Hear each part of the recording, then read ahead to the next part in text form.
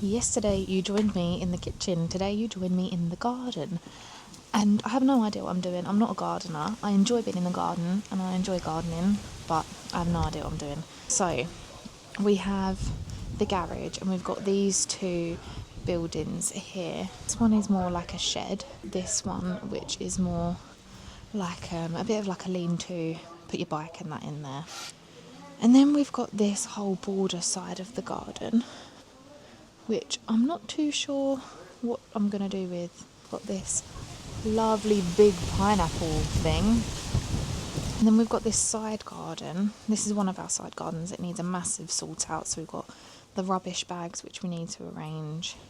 We've got this holly bush, which I've already cut back a little bit. We've got this space here that I want to do something with. I think this might be next door's ivy. Also, all of this stuff, don't know what it is, don't want it. All of this stuff, don't know what it is, don't want it. This is blocking quite a lot of the sun. This is also blocking some of the sun. But yeah, I don't even know where to begin. But today I think I'm going to work on getting rid of some of this stuff